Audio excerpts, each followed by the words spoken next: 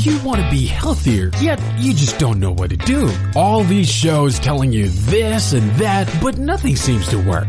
Well, listen close. Golden State Media Concepts has got something great for you. The Health and Wellness Podcast dedicated to workout trends, healthy eating habits, diet, and everything about healthy living. Join us in our banters as we help you not just live life to the fullest, but live it to the healthiest.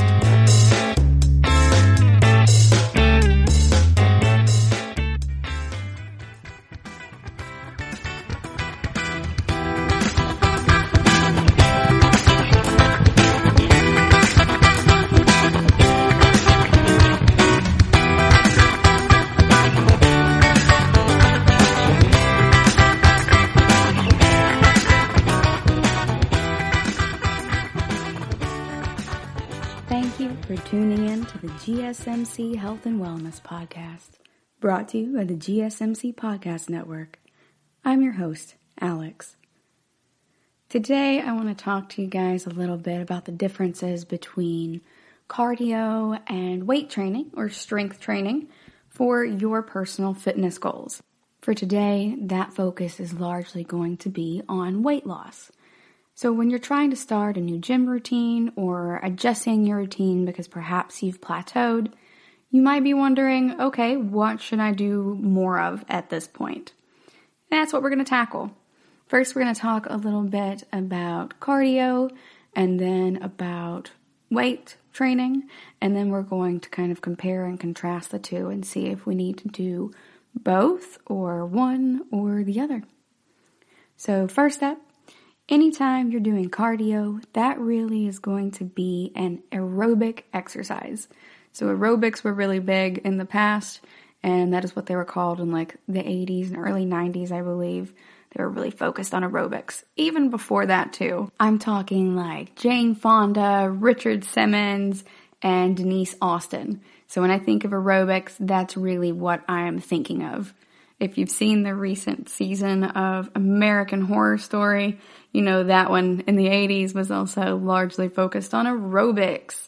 So, you know, those spandex outfits with the leg warmers and everything. So what's aerobic exercise? Aerobic exercise just means with oxygen. That is more or less what the term aerobic means. So in your body, you have aerobic activity and anaerobic activity, the kind that uses oxygen, the kind that doesn't. So aerobic exercise and activities that involve using a lot of oxygen are cardiovascular exercises or cardio. So those are interchangeable.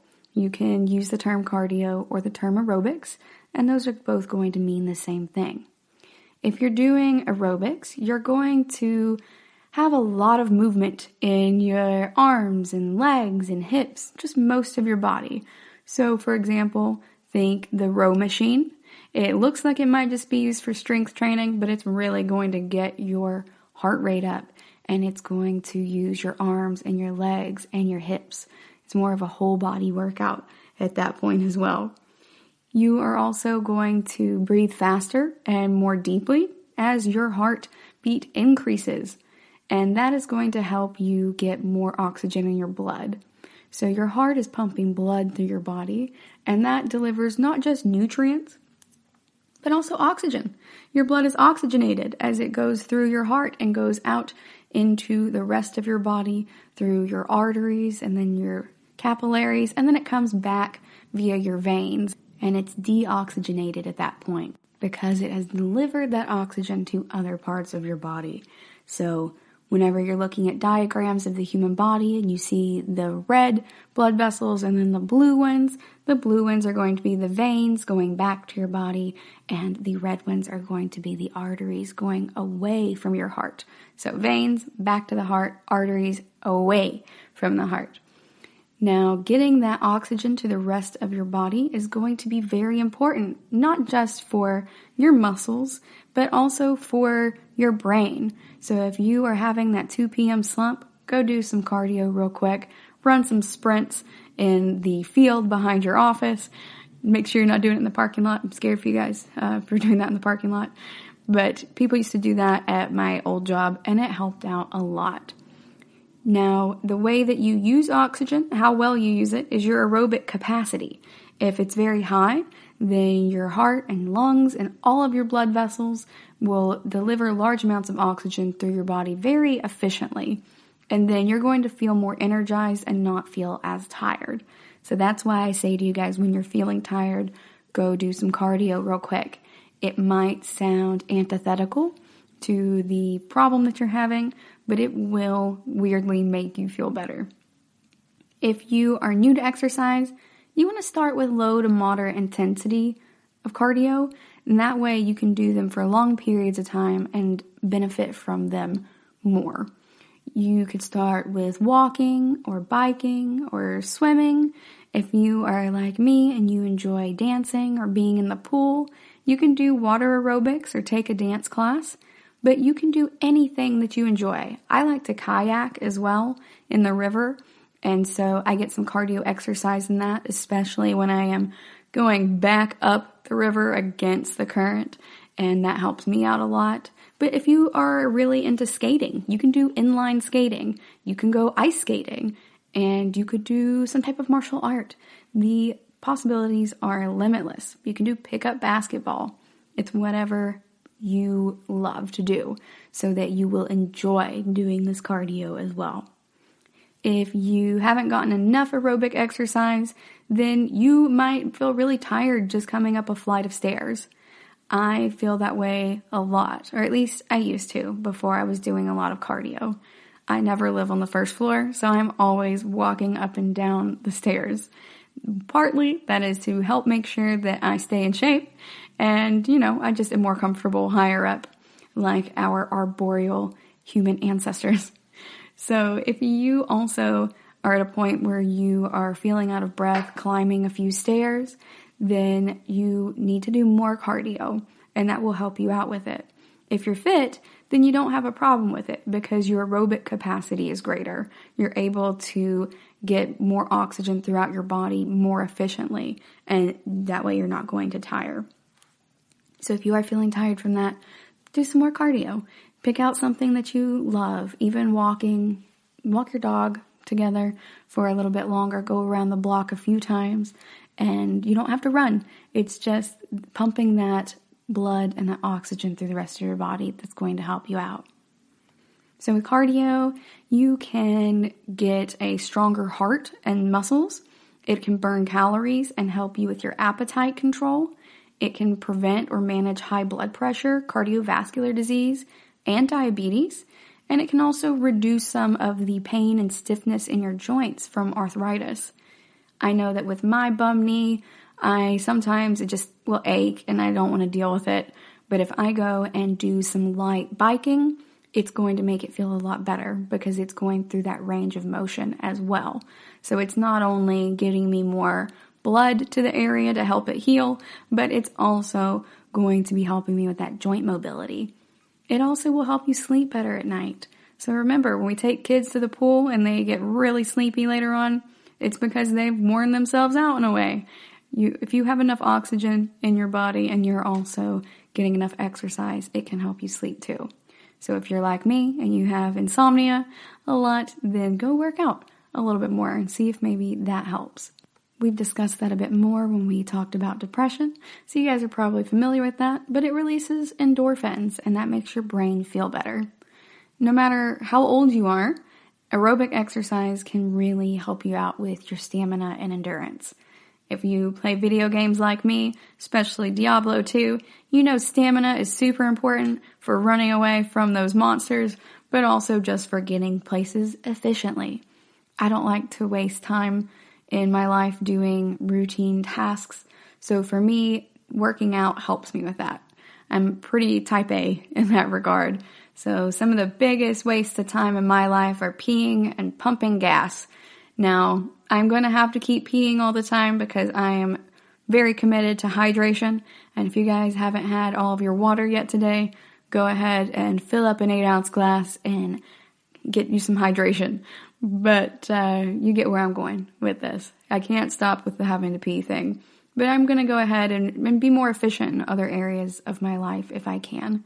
So I will go ahead and add a few minutes to the sessions that I'm doing for working out and pick up the pace a little bit. So when I go to the gym and I use the elliptical, then I'm going to up the pace on it a little bit. So instead of just keeping it at a 1, I'm going to do it at a 3 until the 3 becomes my new normal. And then I'm going to bump it up a little bit to a 4 or a 5. I think that thing goes up to a 10 or so. It just depends on which machine you're using. And it helps a lot. And then you can get to the point where you walk briskly for 30 minutes a day. So remember, I told you guys about my new friend I met at the local park, and he's a retired cardiologist. So he walks like 8 miles a day. He said that every time he goes out to the park, he goes for 8 miles. He knows way more about heart health than I do, and he's got to be doing something right. But even when I was walking with him, and him being 65 and me being only 31, when I was walking on my own, I was just kind of strolling along and looking at deer. And then walking together, I was starting to break into a sweat. This man is over twice my age, and it really put that into perspective for me. It's like he knows what's important, and it's more than just leisurely strolling along. Now, I can also leisurely stroll along, but it's important to get my heart up a little bit, my heart rate up. So you can do elliptical training, rowing, jogging, cycling, hiking, going for a brisk walk with some friends, anything that's going to increase your breathing and heart rate. Now we're going to also make sure that we do a warm-up, so 5 to 10 minute warm-up to get your muscles all of that blood and oxygen that they need so we don't work out cold muscles. Then we're going to do the conditioning component. So that's that 30 minutes of cardio a day that the Surgeon General recommends. And then the cool down. You want to cool down for 5 to 10 minutes. Most ellipticals will tell you 2 minutes. That's the standard cool down for an elliptical or a treadmill in my experience. But you can also extend that. So I generally do that by walking back to my apartment or walking around the apartment complex for a little bit. And that just makes it a little bit longer of a cool down for me. It's also a good time to stretch your muscles. And that is going to help your heart rate and muscles return to normal through that stretching. If you're looking for moderate activity, that's going to help you breathe faster and feel like you're really working. But if you're getting any sharp pains or unusual pains or scary symptoms during exercise, go ahead and stop and seek medical attention. It's important to listen to our bodies. All right, we are going to go on a quick break. And when we come back, we're going to talk about strength/weight training. Are you looking to learn more about the latest trends from the fitness world? Are you confused by all of the different trends that are out there? The GSMC Fitness Podcast is the place for you. The GSMC Fitness Podcast is the place to come for people of all skill and interest levels. Join us as we explore the latest trends in the fitness world. Does that new exercise really work? Should I try yoga? Whatever your question, chances are good you'll find an answer on the GSMC Fitness Podcast.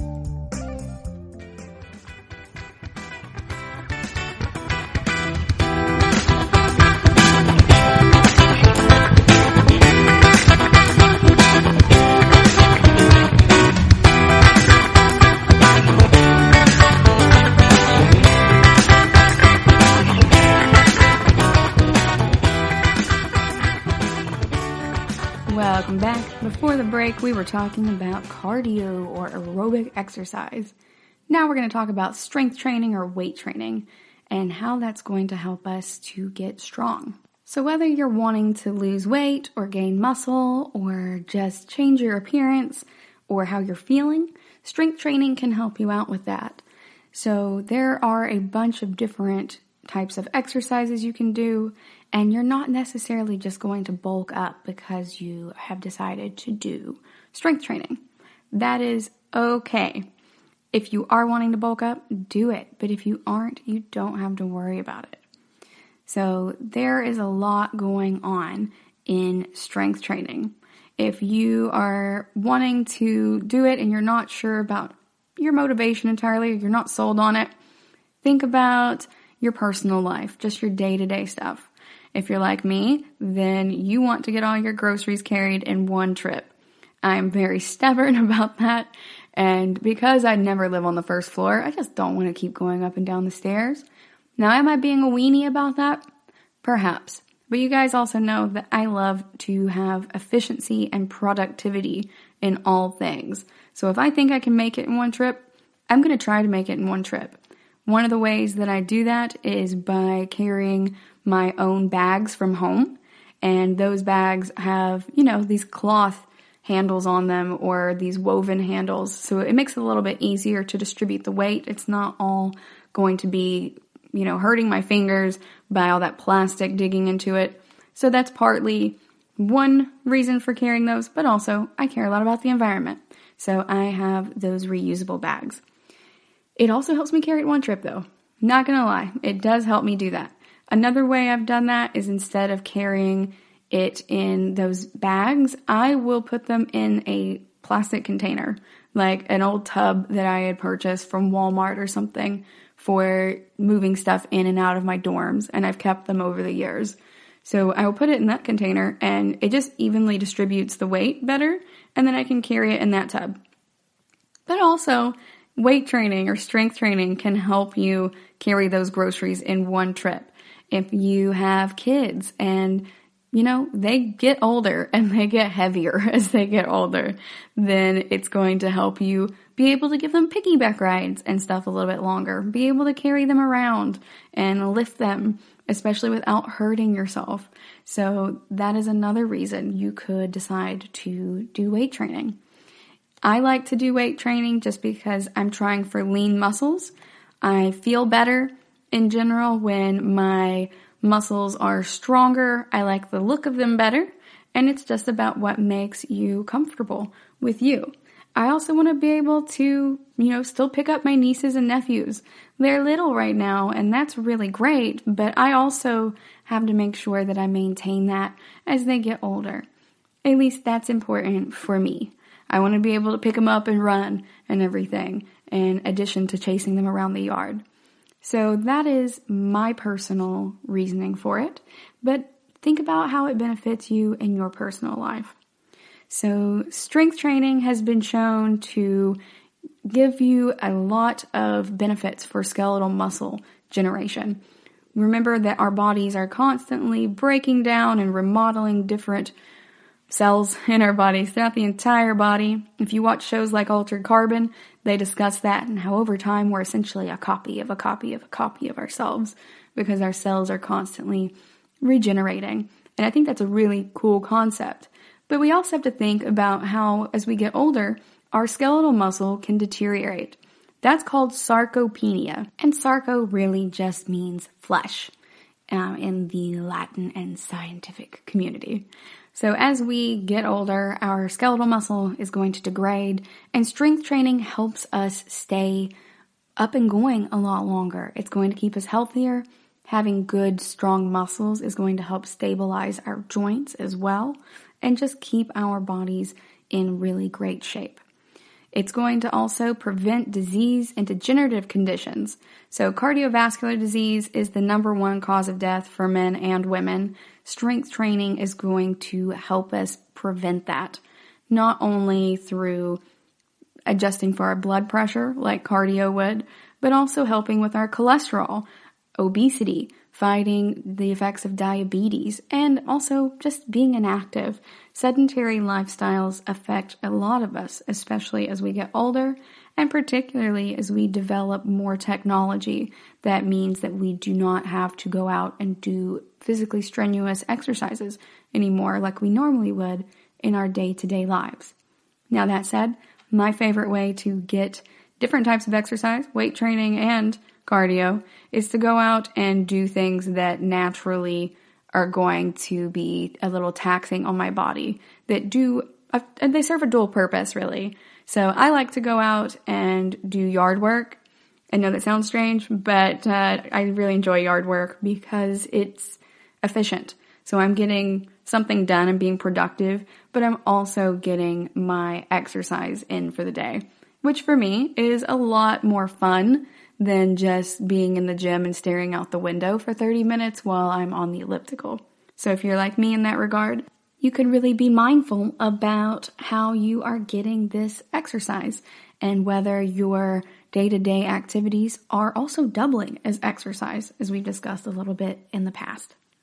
Cardiologists also are starting to recommend strength training for people who've had a heart attack. Not directly after the heart attack, but in the coming months after the heart attack. It can help you prevent it in the future. Strength training can also just improve your general quality of life, particularly if you are living with different types of disorders or illnesses. So folks with osteoporosis, we discussed in a recent episode about calcium, how the osteoporosis can be affected by also working out. Arthritis, your joint mobility, that's going to help you a lot. Fibro, if you have a spinal cord injury, if you've recently had a stroke or a heart attack, or if you have clinical depression or are a recent cancer survivor, that can help you out too. So it's not just about our health, but also our quality of life as well.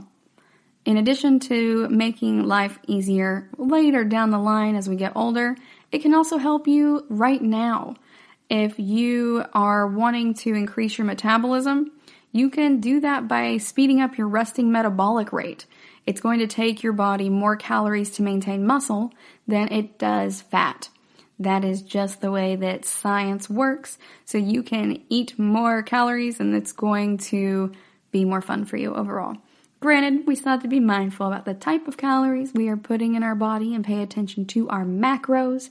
But in general, you're going to be able to eat more if you have more muscle.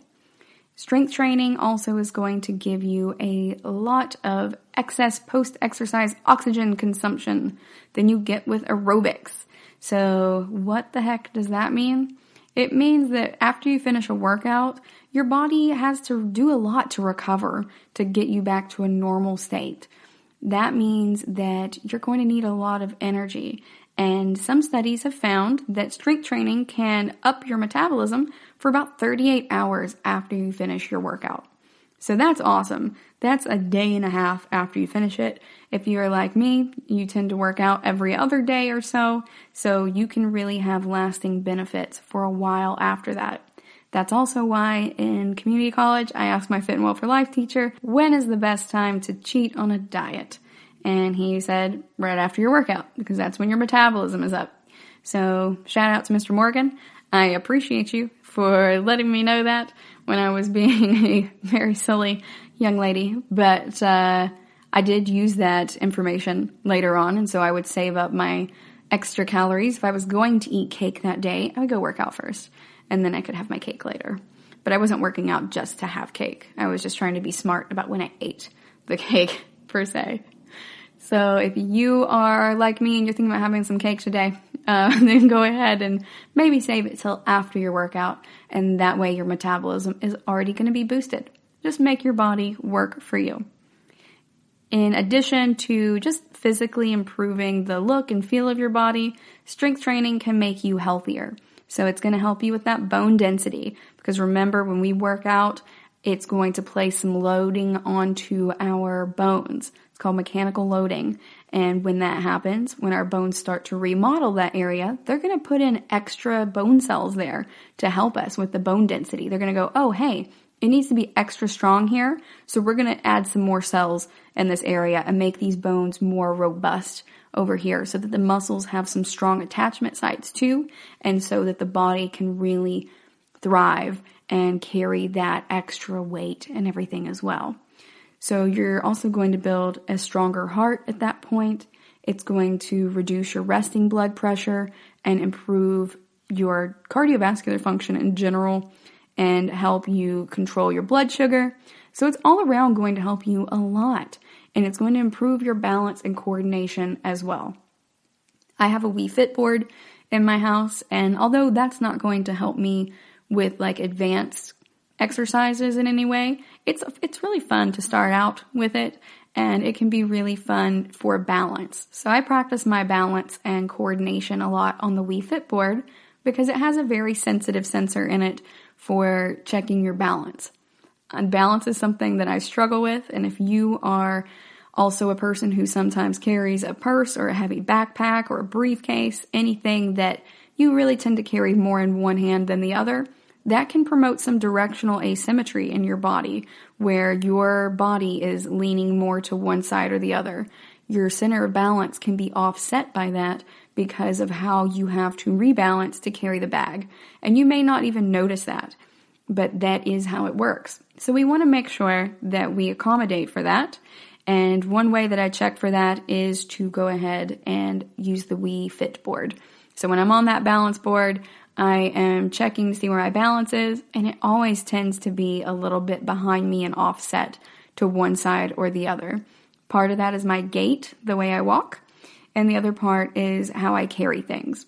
So I know we preach about making sure you're carrying your backpack appropriately, but there is a lot of good reasoning for that. So keep that in mind, and if you're worried about your balance, then you can do some strength training to help you with that, especially in regards to tightening your core. Your core is going to tighten your stomach, but also your back. And the reinforcement of those two sets of muscle groups with each other is really going to help with your balance and coordination. So that's why you see a lot of people with lean cores who do a lot of yoga are able to do that. And you can also do that through other types of strength training. We're going to go on a quick break, and when we come back, we are going to talk some more about strength training. Tired of searching the vast jungle of podcasts? Now listen close and hear this out.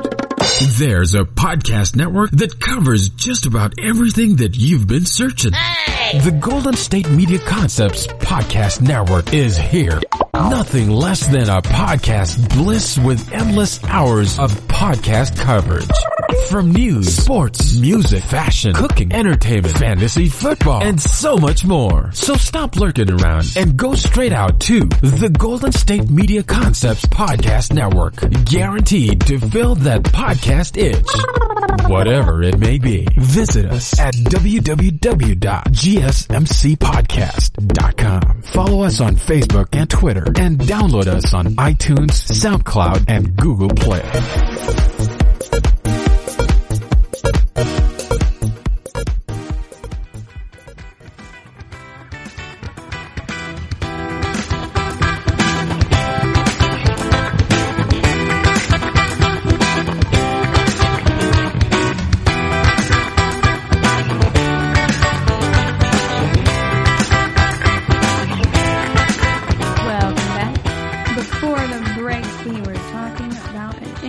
Strength training. In addition to making our bodies healthier and leaner and using oxygen appropriately, it can also help us feel better. So just like cardio, strength training can also help promote more energy in our body. It can lower our anxiety and depression levels and let you think better. So it helps with your cognitive functioning as well. If you are training too close to bedtime, then it can also make you more likely to not be able to sleep. So you want to do it a few hours beforehand at a minimum. You really should be doing it earlier in the day to help you with insomnia. It can also help prevent sleep apnea, according to some studies. A lot of folks have also recognized an improvement in posture, because if you're doing your exercises appropriately, and you are making sure that you are doing them with a focus on technique first and then adding more weight and stuff later, then you're going to be building these muscles appropriately. And what I mean by that is that they're going to have the form that they should. So the easiest example for that is going to be your abs. Have you ever seen someone who has like a 6 or an 8 pack of abs, but they're kind of crooked and offset a little bit? Well, that's because they were likely not doing the exercise the way that it should be performed. So they were leaning a little bit more to one side or the other, like favoring a side. And when you do that, it's going to form those muscles the way that you're stressing them. So the stressing of the muscles is good for helping us to gain this weight and to form these muscles, but it's also really important to do them appropriately, because those muscles are going to form those attachments with your bones in a different way as well, and you don't want to reinforce listing to one side or the other. Now, I say that without judgment. I have talked to you guys about this before, and I have scoliosis, so I have to do different types of stretching and really focus on my technique when I am working out, because the muscles in my back are naturally shorter on one side, and just also in my lats. So on one side of my body, they're naturally a little bit shorter because of the curvature of my spine. And in that regard, I have to be super mindful about it. So keep that in mind when you are working out as well. It's not just for people with scoliosis, it's for everyone. But it's going to help with your posture if you are very mindful about that. It is okay if you have the weights on the lowest available setting and you start out and you can only do 2 or 3 of these push-ups or the lat pull-downs or whichever exercise that you are doing. As long as you're doing it with the appropriate technique, you'll get better at it later on. My godson is 11, he's about to be 12, and that part's killing me, but he has been working on doing push-ups lately. It's just something he wanted to do for him and to prove to himself. And so he's been doing it for a few weeks, and now he can do them appropriately. So it took him a little bit to be able to do them, and he can still only do a few right now because he's early on in his journey, and that is okay. He's focusing on making sure he gets that technique right instead of just doing it to do it and go, hey, I can do, 30 push-ups, but having his back swayed or not having his chin or his chest in the appropriate position or not having his hands placed correctly. So I really admire that about him and how he's really putting in the effort for the technique and taking that slow gratification. So it's okay to seek out delayed gratification in that manner. That is, I think, one of the healthiest outlooks for this, because strength training and also cardio aren't a quick fix for anything. It's about being consistent. Y'all know I still live with my ex, Roger, and he is a super sweetheart. So we're just roommates and we get along really well. But he has also been working out a lot too. Sometimes we're gym buddies. And so he will go to the gym really consistently. He goes on the same 3 days a week, every week. And he does that after he gets home from work. So when he goes out and he goes to the gym, he's really getting pumped. And one of my friends saw him for the first time in a while the other day. And she was like, oh man, his arms are getting really big. And I'm like, yeah, he's only working out 3 days a week. But because he's being consistent about it, it is really working for him. And he and I used to go more frequently at our old apartment. But now that he's built more muscle, it does not take as much to maintain it. And it also is a lot easier to still keep going. So he only has to go 3 days a week at this time. He has his technique down, so he knows he's doing it appropriately, and he's a couple years into this specific routine.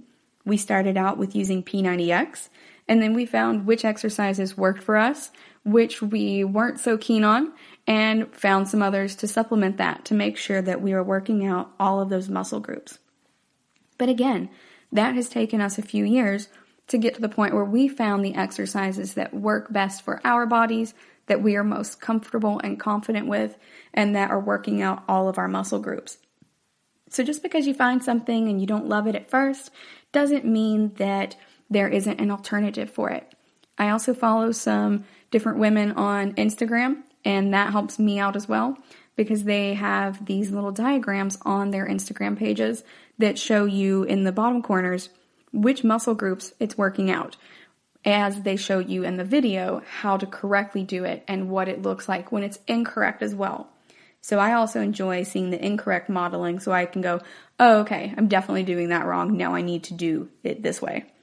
And that has been very helpful for me. So if you're also a visual learner, you can find something like that online as well. It can really help with your posture, doing your strength training. Doing my upper body has really helped a lot. And doing my core work has also helped. I don't like core day, you guys. Leg day is my favorite day. Core day is my least favorite day. But it is the most important one that I have to do. And Roger and I have recently discussed that and how he and I are both going to be doing more core work. And because we don't enjoy doing it, we might just go to the gym together to do that one, just to make sure we're holding each other accountable. Because left to our own devices, we would much rather do literally any other type of exercise at that point. So now it's been really helpful for me. And my tita, when she saw me 6 months ago, she was like, wow, you look like a whole different person when you're standing up straight all the time. Like your posture is really different, but also you're just carrying yourself differently. And I really appreciated that she noticed. So she wasn't even just commenting on my weight at that point. She didn't mention that. She just mentioned how I was carrying myself and my confidence. So strength training can do that for you too. Also, it can just be fun. You don't have to be doing it to look a certain way or to feel a certain way, but it can really be fun to get into it. I really enjoy kind of competing with myself with my strength training as well. I don't rush it. I just go, okay, I've been doing this much weight for a little bit. Let me see if I can go up to the next incremental level. And sometimes I'm able to do that and I'll try it. I'm like, okay, yeah, I've definitely got this. And other times I will go ahead and bump that increment up and then go, ooh, that is something I'm not quite ready for. I'm going to keep doing the one that I am currently on and maybe try a couple of different workouts as well that work out that same area to see if I can go up incrementally that way. So for example, what I mean by that is if I'm doing leg curls or something like that and I'm on a machine and the machine only goes up in 10-pound increments, then if I can't go from 20 to 30 pounds for that, because you guys know I have that bum knee, then perhaps I can do that with different types of squats. So you can do the weight-assisted squats, like sumo squats or Bulgarian squats.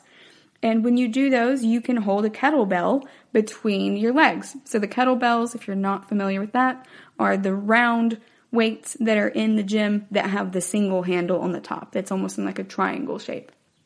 So you can grab a single kettlebell and go ahead and do squats that way.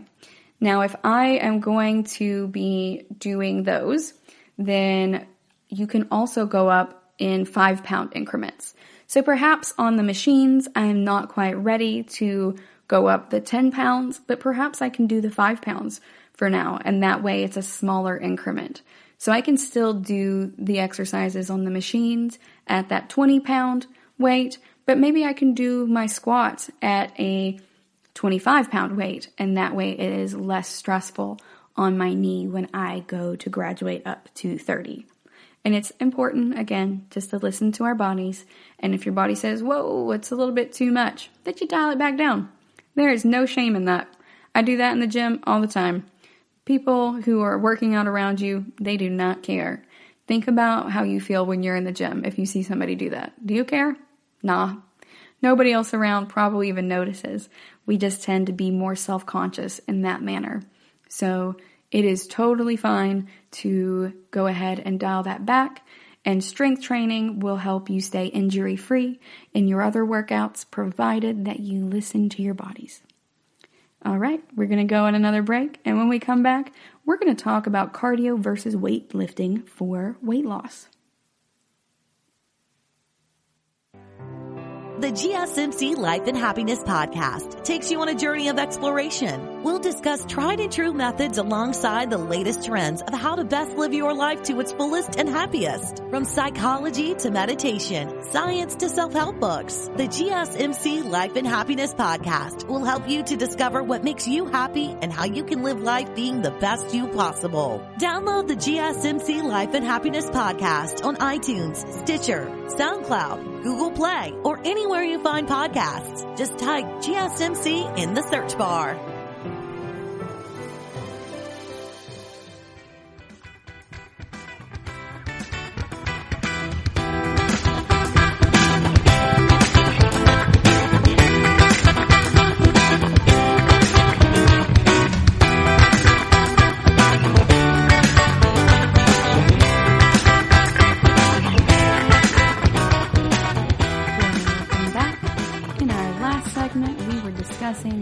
The benefits of weight training and how that can really benefit our bodies as we go along in helping us feel better and how fun it can really be, to be honest. So now we're going to talk a little bit about cardio versus weightlifting when it comes to weight loss. We've learned about cardio, we've learned about weight training, so now we're going to compare and contrast them a little bit.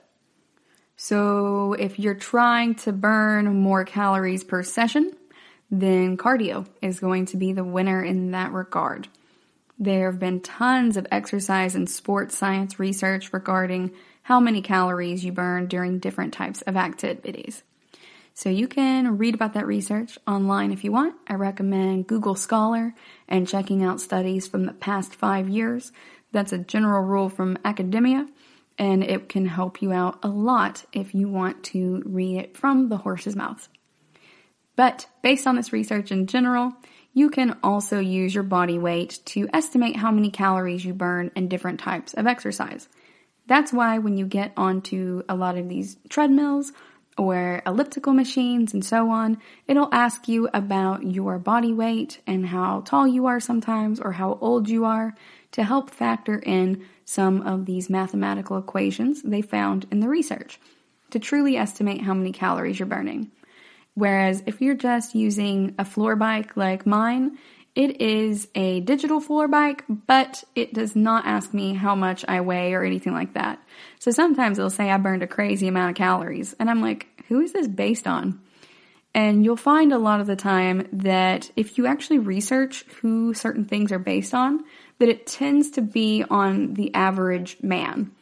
So your basal metabolic rate and your regular temperature, that is a study that they have performed over the years that resulted in offices being too cold for women. So if you see women always in the office wearing sweaters, and sometimes men will be like, why are you wearing a sweater? It's perfect in here, or it's too warm. That is because the room temperature has been set by studies that were focused on men who tend to be, I believe it was 5'10" to 6 foot tall. So their bodies are going to be a little bit different in their weight distribution as well as different components of their general health and wellness. Women tend to have more body fat in general than men, but I think it's about 10%. But that is highly variable depending upon tons of things like Allen and Bergman's rules. So if you keep that in mind, then also think about your desk.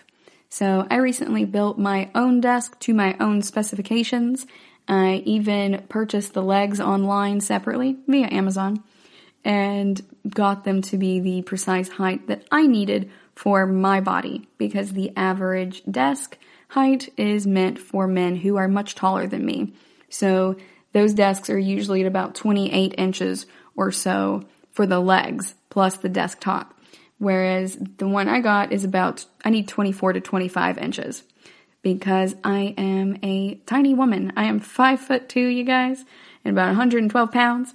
I don't know if you guys need to know my weight, but now you know who's on the other side of this. And it was really helpful for me to get something that is more at the appropriate height for me. So my shoulders aren't bunched up all day when I'm sitting in this chair and talking to you guys or doing my other work at that point. So that's really important to keep in mind. Similarly, though, a lot of these other studies have been performed for men who are of a certain height. That's why it's important to check the data in these research articles to see the demographics of the study. If it was all men or mostly men, that can be different for those of us who are not men. That's really important to keep in mind. It's also really important for those exercise machines because it's likely they are based on studies that have been performed with men. I think that that's really interesting. I'm not, giving them a hard time about that or anything, but it's not a well-rounded study if you don't have all of the different parts of the population in there. You want a representative sample, a sample that represents the public or the people who are truly going to be using these items. So if it's always done with just dudes, then it's going to be problematic for the rest of us, particularly if you are much shorter than they are, like I am.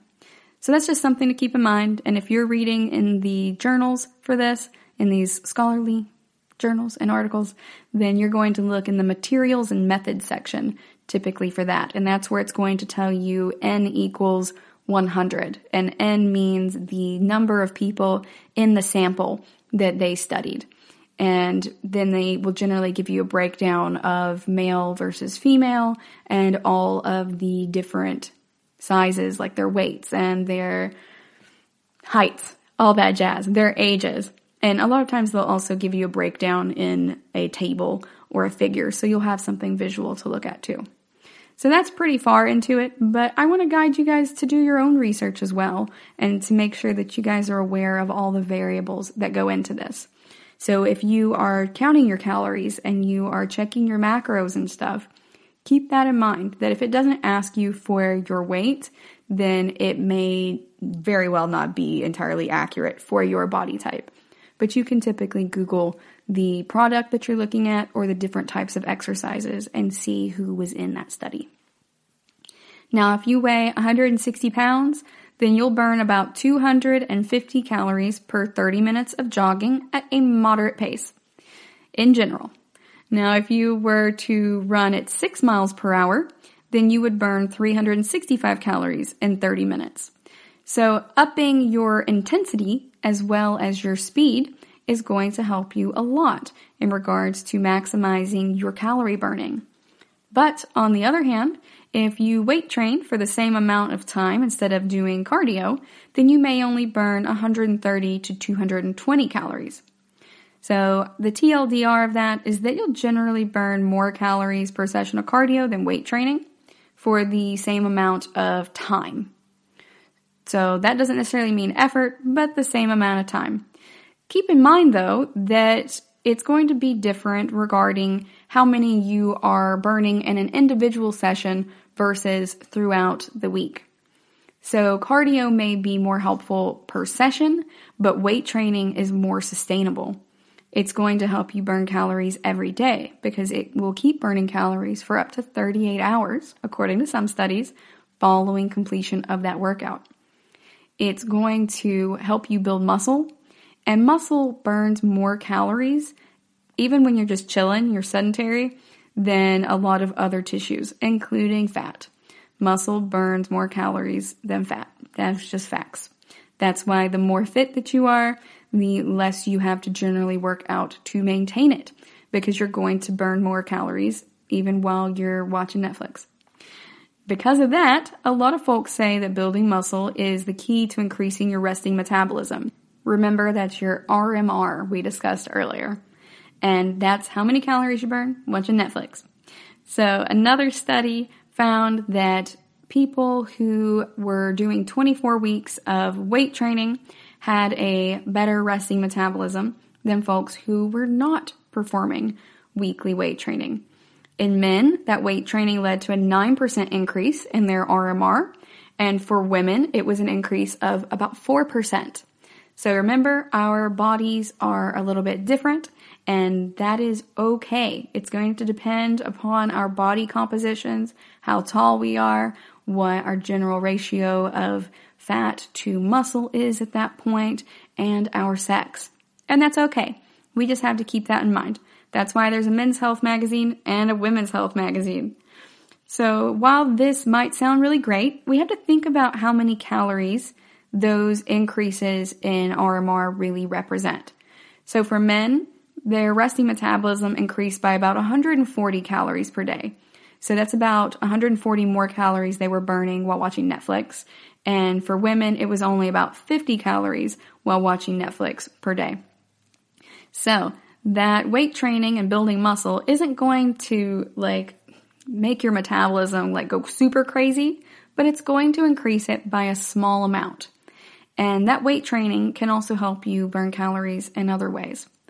So compared to a cardio workout, weight training will help you burn more calories in the hours following your workout session.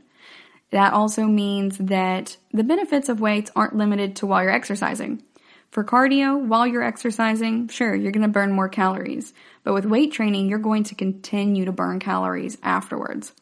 The more intense your workout, the number of calories you burn are going to increase. So I think that that's really important to keep in mind, and part of that is just perspective. All right, guys, we're going to go on a quick break, and when we come back, we're going to talk about high-intensity interval training, or HIIT training.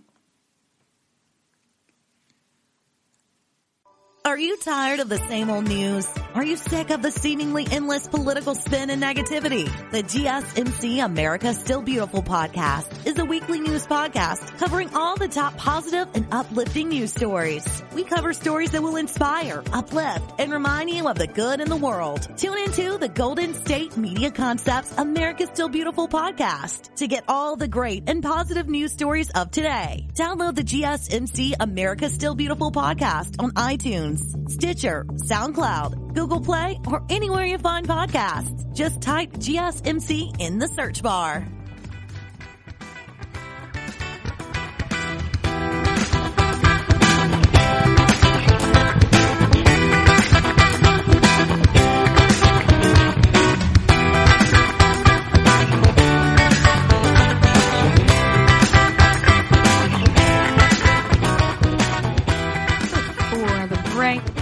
Talking about weight training versus cardio and which one burns more calories.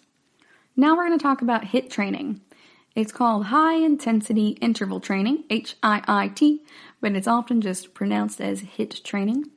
And it's going to be an alternative to cardio and weight training. So this is involving some short bursts of very intense exercise with some lower intensity recovery periods. That's why it's called high intensity interval training. So you're doing intervals of these different types of intensity. Usually a HIIT workout takes about 10 minutes to 30 minutes. That is pretty awesome, in my opinion. I love efficiency, and so that means you can get a lot done there. And a lot of people in my personal life are big fans of HIIT training and the results they've seen from it. So you can do that with a variety of different exercises. HIIT training is not just like an exercise regime where you have to do a specific exercise at specific times. It's rather more about doing things in intervals. So you can do biking, you can jump rope, you can sprint, and you can do body weight exercises. So you don't even need a lot of materials in order to do HIIT training, which is definitely another benefit. So a lot of research has compared the effects of cardio versus weight training versus HIIT training, or HIIT, because training is in the acronym there. One study compared the calories that you burn during 30 minutes of HIIT versus biking versus running versus weight training, and they found that HIIT burned 25 to 30% more calories than the other forms. Now, that does not necessarily mean that the other types of exercise that were included, like the weight training, the running, and the biking, aren't good for weight loss. It just means that these particular folks in this study were more productive in that manner with HIIT than with the other participants in the study who were doing the different types. There may be other variables going on, and you can definitely still lose weight doing weight training or cardio in the forms of running or biking. HIIT and cardio, that's traditional cardio, can have some similar effects on weight loss. They did a research study with over 400 overweight and obese adults and found that HIIT and traditional cardio both reduced fat and waist circumference to similar extents. So they measured their body fat percentages and they also measured their waist circumference. So taking that measuring tape around the waist and measuring the inches rather than just weight. Because muscle tends to weigh more than fat, and if you are building muscle, then it is important to take that into account as well. So they also found that HIIT-style workouts can burn about the same number of calories as traditional cardio. But that's really going to depend on the intensity levels of the exercises as you perform them. It's not about which ones you're doing, but rather the intensity for it. So it's supposed to be high intensity interval training. So if you do moderate intensity and then low intensity, it's going to be about, it's going to be a little less significant in that manner. It's not quite HIIT training at that point. I don't think MIT training is a thing, but you want to keep that in mind. So a lot of research shows that you can burn about 300 calories in 30 minutes of either cardio or HIIT if you weigh that 160 pounds that we discussed earlier. Now, one of the other benefits of it is that you can spend less time exercising. The rest periods are included between the intense periods of activity, so that's when you're doing your lower intensity stuff, and that's okay. It gives you time to breathe, calculated into that 30 minutes that you are working out. That's awesome. So you're not adding on any time by taking those breaks. They're pretty much scheduled in with HIIT training. It can really help you out overall and can produce similar weight loss to cardio, but with less time exercising. So if that is more of your jam and you don't want to full out be running for a long time or jogging on that treadmill, and you'd rather do some stop and start stuff where you push yourself real hard but without hurting yourself and always listening to your body, and then have these little rest breaks in between, HIIT may be for you. So remember, that's HIIT, high intensity interval training, if you're interested in that. A study with the American College of Sports Medicine also found that using multiple types of exercise may be the best route for everyone. So they are one of the most respected organizations that is associated with the sports and exercise community, and a lot of folks in that community really take their recommendations to heart. So I'm just letting you guys know they are very reputable and have done a lot of publications on evidence-based recommendations for weight loss. So if you're interested in that, you can go read more about them at the American College of Sports Medicine site. Now, if you want to exercise each week, the ACSM will tell you that 150 minutes per week of moderate or vigorous physical activity like cardio is probably not enough for weight loss.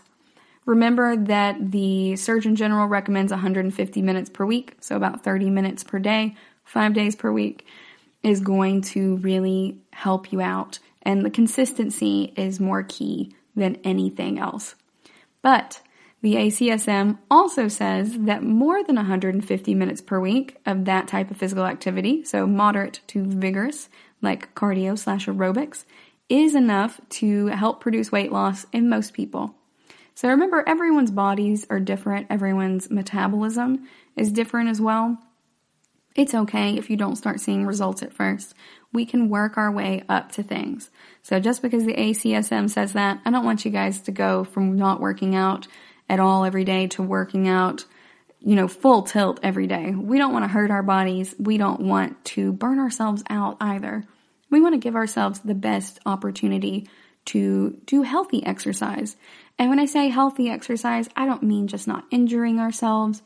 I mean also taking our emotional wellness into account as well. We don't want to hurt our own feelings either in trying to do something too quickly. It's okay to reach it at your own pace, just like it's okay to process your emotions at your own pace or to be at your own path to success in however success is defined for you. We're all at different points, just like I've discussed with you guys before about the Appalachian Trail. We can all hop on it and hop off of it at different points, but we're all on this journey together, and that's okay. You can start wherever you're at and just start with being consistent first. So even if you're not able to do that 150 minutes per week, maybe you can start with 10 minutes per day with a walk with the dog, or 10 minutes a day 3 times a week with maybe going to the local pool and doing some water aerobics or something. That is okay. You do what you need to start with. And we are over here to support and cheer you on.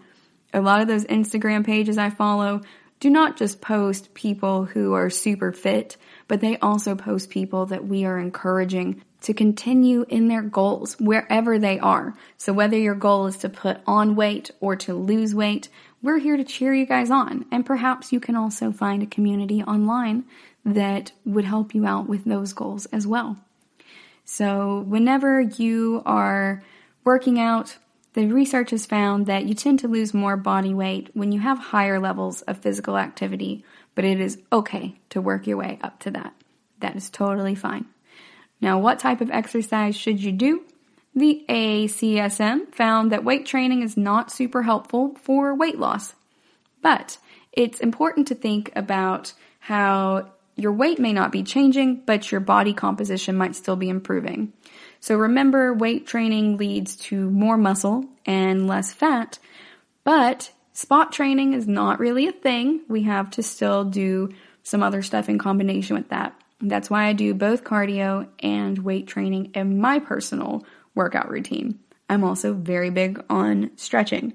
That's super important because I want to be both flexible and strong. Because if I'm just strong, then I don't want to be brittle in that way. There are lots of things that are strong but can still break easily or become injured easily because it is not flexible. It's not yielding at that point. So we want to keep that in mind as well. And I say yielding because that is a biomechanical principle. I'm not going to dive too deep into that with you guys right now, but there's a yield point and a plastic point in this diagram called Young's modulus, and it's about the strength and flexibility of different materials. So you want to be not just strong, or it can be brittle, but you also want to be flexible. You need to be bendy a little bit so that you don't just break when some pressure is applied in a specific way. That's also how resilience works emotionally. So again, everything is holistic and all tied together, you guys. Now, with your body composition and weight training, remember that's why they were measuring around the waist with the circumference instead of just measuring their weight in that study, because their body composition is changing. Muscle weighs more than fat. So it's going to be very different for your body. So you may not be losing weight per se, but you may still be getting stronger.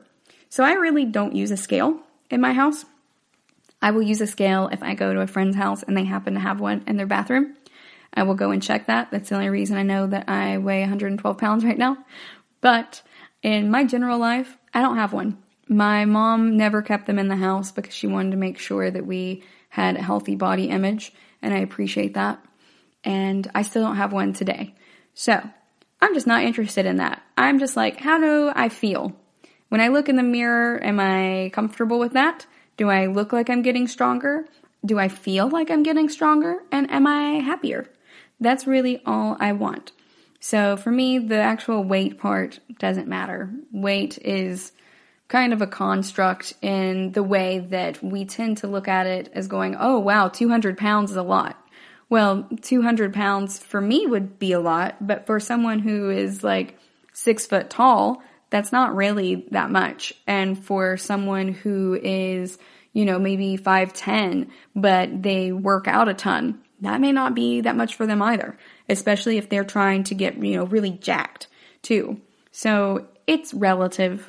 It's not entirely a construct, but weight is relative, and that is okay. So maybe if you are really hyper-focused on the scale, ditch the scale. You don't have to get rid of it right now if you don't want to, but stick it under the bed, make it somewhere inconvenient to get to, and then just go and work out consistently and see that body composition change rather than just focusing on the weight itself, because that can be misleading. If your muscle and your fat are changing by the same ratio, same amount, then the scale might look the same, even though you're healthier. So that is why it is important to ditch the scale, in my personal opinion. Another study of 119 overweight or obese adults found that if you divided these people into 3 groups, cardio weights or cardio plus weights, after 8 months, the folks who did cardio and cardio plus weights lost the most weight and fat, but the weights and cardio plus weights groups gained the most muscle. So really, if we're looking at the Venn diagram of this, the mandorla, that little almond shape in the middle where they overlap, that is going to be cardio plus weights in both of those. So if you want to gain the most muscle and lose the most weight and fat, you're going to want to go right there in the middle and go for the cardio plus weights. That area also had the best body composition changes. They lost weight and fat while also gaining muscle. So overall, doing cardio and weight training is going to really help your body composition. And that's a much healthier way, in my opinion, to look at working out rather than just looking at a scale. We're going to go on a quick break, and when we come back, we are going to continue this discussion and see what happens when you only do cardio or only do strength training versus also looking at your diet. Stay tuned. GSMC Beauty Tips Podcast gives you advice on everything from hair to fashion to skincare products. We'll talk about the latest trends in makeup, hairstyles, and anti-aging remedies. And we'll cover all of the newest fashion trends. If you have an interest in or questions about the beauty trends that might work best for you, the Golden State Media Concepts Beauty Tips Podcast has got you covered. Download the GSMC Beauty Tips Podcast on iTunes, Stitcher, SoundCloud, Google Play, or anywhere you find podcasts. Just type GSMC in the search bar.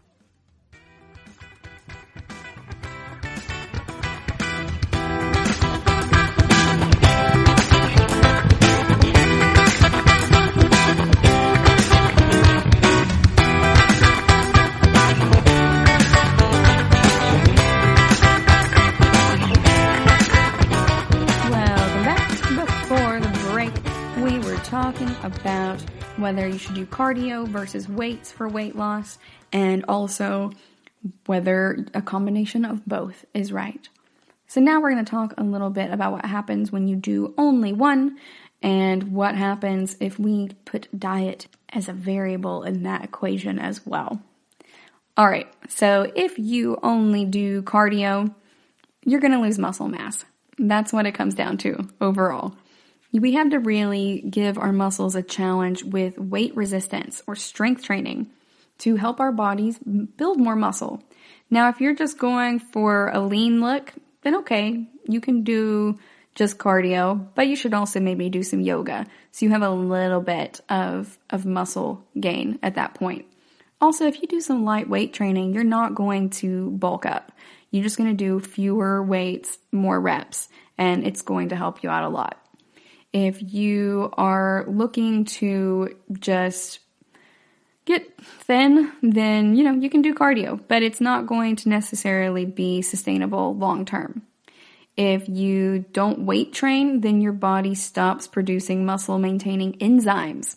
Then your muscles can atrophy. We don't want that sarcopenia. We don't want that muscle atrophy to occur, particularly as we get older. So we have to keep doing weights. My grandma still lifts weights. It's not a ton of weight, and that's totally fine. But she keeps her muscles from atrophying by doing her regular workout routine. She can do it at home. They used to live in an RV for a while because that was their dream, was to travel the country and to see all kinds of different stuff in America. So they did that for, 15 years or more maybe, before they decided to settle down in a different part of the country that they had not been to before they really started this journey themselves. So they found somewhere that they really loved enough to stay. And I think that that's really awesome. But my grandma used to do those workout routines in her RV. So it is small enough, the amount of weights and stuff that she needs, that she can keep it in an RV if you are literally living out of one. And granted, they had a really nice RV, but it was really good size. But you get my point. So after a week, then the amount of blood that your body has for your heart is going to begin to decline if you stop using weights. You actually lose muscle mass more quickly than you may think. Also, the mitochondria in your muscles may begin to decrease. You guys know that's the powerhouse of the cell, so we need that. We really need to make sure that we are doing some cardio and strength training. That is my personal philosophy. And if you just do cardio all the time, your body's going to get used to your routine. Just like anything else, you're going to plateau and you're not going to continue losing fat at that point. The more muscle, though, that you build with weight training, the more prolonged your metabolism is going to be and being boosted. It's going to make your body more efficient in burning fat throughout the day in general. And just doing cardio is not going to be as effective in that regard. Your muscles may also just stay sore. We don't want our bodies to be stressed and tired all the time. But if we're using the same muscles repeatedly and not really resting as much, that can cause some muscle strain. But if we change our cardio routine and add in strength training, it can help those muscles to rest and regain their strength overnight. So letting each part of your body recover from your workout can be really important for your overall health and wellness. You may also develop long-term issues if you only do cardio. Losing the lean muscles that you get during strength training is going to put more tension on your body, and that can lead to more damage over time. So just like, doing your strength training is going to help strengthen those muscles and those bones, if you aren't doing it, then it can decline. So if you're just doing cardio, then you may have more joint pain. You may have more injuries, and you're going to burn out as well. And strength training is really important in maintaining your bone density as well as strong ligaments and tendons. To give you guys an idea of the difference between the two, tendons attach two different things to each other. So they attach muscle to bone, whereas a ligament attaches bone to bone. So if that helps you guys think of it a little bit differently, that always helped me. Tendons, two different things, and ligaments, just the one. Though I don't have anything very great for remembering the ligament component, but if you can remember the tendons attach two different things, muscle to bone, then it's easier to remember that ligaments attach bone to bone. So keep that in mind. It's going to strengthen your fibrous connective tissues and not just your muscles as well. I think that's really important to keep in mind. Now, in that regard, is strength training enough for fat loss if you're going to do just the one? Well, that answer is not very, really. It's not going to be very effective for it. And we know that. You guys have probably been able to come to that conclusion on your own based on our section about weight loss and that mandorla regarding weight loss versus cardio alone versus a combination of the two. And that's really what I'm aiming for here. I don't want you guys to just leave these podcasts trying to memorize everything. I want you to know the hows and the whys. And that way I think it's more likely to stick with you. And then you can also make your own decisions in your own life regarding which things you're going for. So, they did a study in 2012 at Duke University Medical Center from North Carolina. Y'all know I love these Carolina centers. And they found that aerobic training was best for reducing fat and body mass. And they did a 2013 study in North Carolina as well and found that out of 234 participants surveyed, the ones who carried out more aerobic exercise lost more weight than the ones who just did strength training. And that's okay. So if you're looking to get more jacked, then you're going to want to do more weight training than aerobic exercise. Aerobic exercise is still important, but you can do that in a more preferential way. Just like when you are keeping your macros in mind. You are going to focus on your macro percentages differently if you are performing one type of exercise versus another. So while I am telling you guys, hey, we should really be doing both cardio and weight training, you also need to keep your individual goals in mind, or you can get frustrated with that. If you're doing more cardio than weight training, then you're probably going to lose more weight and have these leaner muscles. But if you are doing more weight training than cardio, you may get a little bit more jacked. But again, that's going to depend on how much you're doing with your reps as well as your specific exercises. Making sure you're doing a total body workout, not every day, but rather doing those different muscle groups each day that you are working out so that your whole body does get a workout. Because if you're skipping leg day, you're going to look like a triangle on some sticks. But if you aren't working on your upper body, then you're going to have like really huge thighs and then a small upper body. If that is your aesthetic though, go for it. Whatever it is that makes you happy. We're just trying to be healthy and well. And part of being well is being happy with what's going on. We want to be happy and healthy. So keep that in mind. But also if you're like me, you'll do the upper body workouts and the lower body workouts, but you hate core exercises. I don't even mind doing cardio at this point, but core, I hate it, you guys. But there are also alternatives to doing just sit-ups and crunches and planks all the time. You can do standing core exercises too. So again, it's just all about finding what is right for us and finding the ratio of aerobic to weight training that is right for you. We also need to really, really focus on stretching as well. Because remember, we want to be strong but also flexible, or we can injure ourselves if we are only strong. Overall though, Most of these studies have found that if you are doing a combination of the two, you're going to have the best effects for weight loss. So do cardio and do strength training. The Harvard School of Public Health has found that, as have a lot of these other major research universities that are very well respected. If you want to do strength training alone for fat loss, you can do that. But if you really want to enhance the way that you are trying to lose weight, but also just take care of your body long term, we want to make sure we're doing a little bit of weight training too. So we are working on our cardiovascular health as well as our bone health and our connective tissue health and our muscles. We want to help our muscles, our ligaments, our tendons, our bones. It's not just about one or the other. It's a total organ system type of workout, different types of parts of your body. So it's going to help your lungs. It's going to help your heart. It's also just going to help the rest of your body by getting more oxygen throughout your body. So that is very important. But we also have to focus on our nutrition too. Remember, abs are made in the kitchen. And while strength training and cardio are important for fat loss, that's not everything. So we want to make sure that we're eating quality fats like those avocados and nuts and the fish that I've discussed with you guys in the past. We want to eat our leafy greens.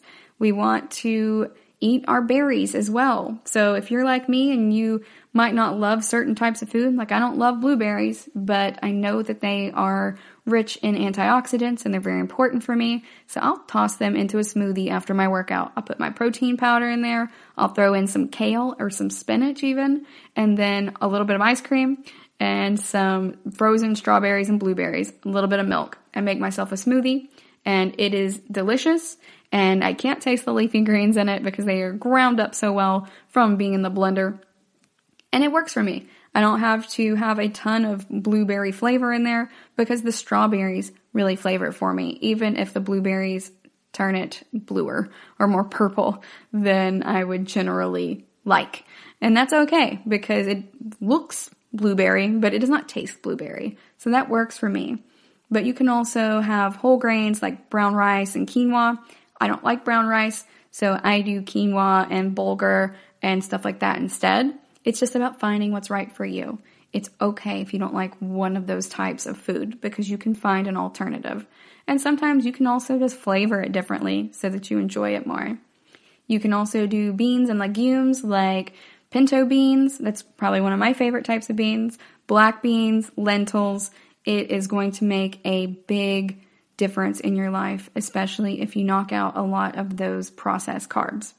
So you want to make sure you do the right amount of repetitions for your workout with the right amount of weight for your specific goals, and then also look at your calorie deficit and also look at the food that you're putting into your body. If you do a combination of both cardio and weight loss and paying attention and being mindful to the rest of the needs of your body, you can be super efficient at these workout routines. But you also have to be consistent both in your workout and in your diet in order to really get the most benefits.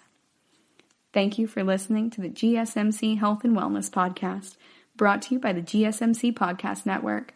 I'd like to ask that you please remember to subscribe to the show, and writing a nice review always really helps us. Also, if you could please follow us on Facebook, Twitter, and Instagram, I'd appreciate it. Thank you kindly, and have a good night. You've been listening to the Golden State Media Concepts Health and Wellness Podcast, part of the Golden State Media Concepts Podcast Network. You can find this show and others like it at www.gsmcpodcast.com. Download our podcast on iTunes, Stitcher, SoundCloud, and Google Play. Just type in GSMC to find all the shows from the Golden State Media Concepts Podcast Network, from movies to music, from sports to entertainment, and even weird news. You can also follow us on Twitter and on Facebook. Thank you, and we hope you have enjoyed today's program.